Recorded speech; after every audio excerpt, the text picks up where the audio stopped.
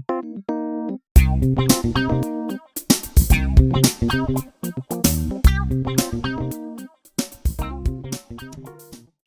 मित्र, जय मसीह की। आशा करता हूं कि आप स्वस्थ हैं, आप मस्त हैं और आप प्रभु के कार्य में व्यस्त हैं। मित्रों, हम परमेश्वर के वचन को पढ़ते हैं, भजन 88 और उसका 13 पद। जो यहाँ पर इस प्रकार से लिखा है, परंतु हे यहोवा। इससे पहले बहुत सी बातें कही गई हैं, वो मैंने वीडियो में डाली है। जब इससे पिछली वीडियो आप देखेंगे तब आपको समझ में आएगा। तो यहाँ लिखा है, हे यहोवा, मैंने तेरी दुहाई दी और बोर को मेरी प्रार्थना तुझ तक पहुंचेगी। यहाँ वचन बता रहा है कि मैं दुहाई देता हूं। जो वचन सीता लिखता है वो कहता है, मैंने दुहाई दी है, मैंने प्रार्थना की है और बोर को मेरी प्रार्थना तुझ तक पहुंचेगी।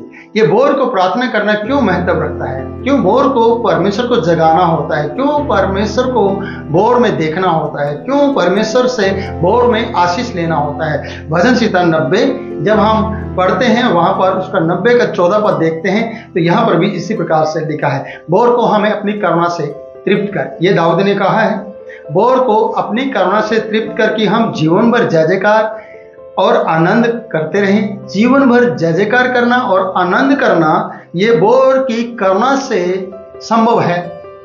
ये बोर को जो परमेश्वर अपनी करुणा से तृप्त करता है, इससे हम जीवन भर जय जयकार और आनंद कर सकते हैं। इसलिए लिखा है, परमेश्वर मैंने तेरी दुहाई दी और बोर को मेरी प्रार्थना तुझ तक पहुंचेगी।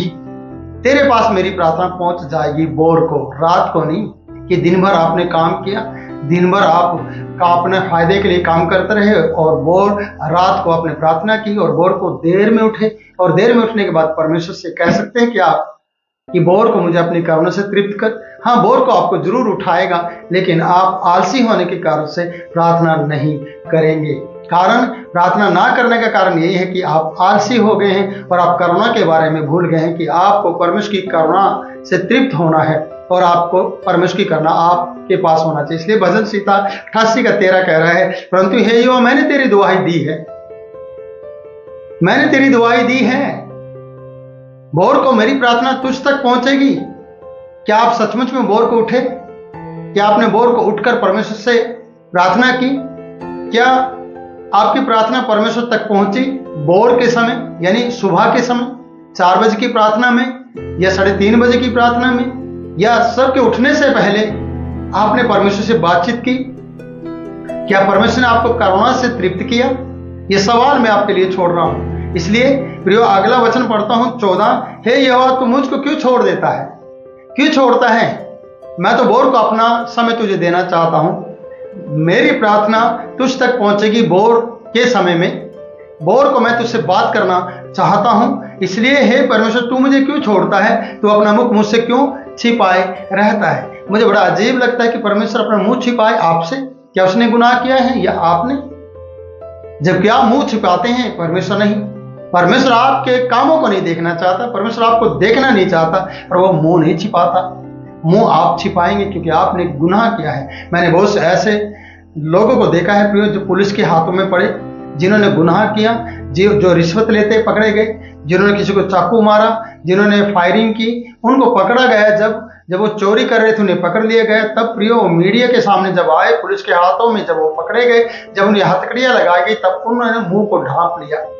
उनकी आंखें तो दिखाई दे रही, लेकिन इतना चेहरा और ये सब ढका हुआ था। क्यों? क्योंकि वो शर्मिंदा थे और उन्होंने गुनाह किया है, इसलिए उन्होंने मुंह को ढांपा है। पर परमेश्वर आपसे छिपता नहीं है, आपसे दूर हो जाता है। और परमेश्वर जब आपसे दूर होता है तो प्रियो, आपको लगता है कि परमेश्वर छिप गया है। नहीं प्रियो, परमेश्वर आपकी प्रार्थना का उत्तर नहीं दे पा रहा है। क्यों? क्योंकि आप दिन प्रतिदिन गुनाह और गलतियां करते जा रहे हैं। इसलिए यहां पर लिखा है, हे यहोवा, तू मुझे क्यों छोड़ देता है? तू अपना मुख मुझसे क्यों छिपाता है? 15 पद भी हम पढ़ लेते हैं। मैं बचपन ही से दुखी वरन अधम हुआ हूं। मैं बचपन से दुखी हूं और अधम हुआ हूं। तुझसे भय खाते मैं अति व्याकुल हो गया हूं। यह प्रार्थना है ऐसे व्यक्ति की जो पीड़ित है, जो बोर को भी उठना चाहता है, जो परमेश्वर से अपने दिल की बात कहना चाहता है। क्या आप इस तरीके से प्रार्थना करते हैं कि मैं बचपन से दुखी हूं वरन अधम हुआ हूं? मैं पूरे मुंह का भी नहीं हूं। मुआ मतलब आधा जन्मा व्यक्ति हूँ, पूर्ण तरीके से मैं स्वस्थ नहीं हूँ, मैं मरने पर हूँ, मैं आध मरे के समान हूँ, न मरा हूँ न जिया हूँ, मैं आध मुआ हूँ, मुंह भी दिखा नहीं सकता हूँ, मेरी शक्ल सूरत भी अच्छी नहीं है। परमेश्वर तो मुझ पर दया कर। भय खाते खाते मैं अति व्याकुल हो जाता हूँ, मुझे डर लगने लग जाता है, इतना डर इतना भय मेरे अंदर है कि मैं व्याकुल हो रहा हूँ, मैं चुप और शांत हूँ, मैं समझ नहीं पा रहा हूँ। प्रियो, इन सब बातों से छुटकारा आपको बोर के समय मिल सकता है और किसी और से कभी नहीं मिल सकता है। आप परमेश्वर के लिए सुबह उठिएगा, बोर के समय ये छुटकारा उसी की ओर से आपको मिलेगा। प्रभु आपको आशीष दे, ये 5 मिनट आपकी जिंदगी बदल दे, 5 मिनट के अंदर परमेश्वर आपको आशीष दे और आपके साथ खड़ा हो जाए।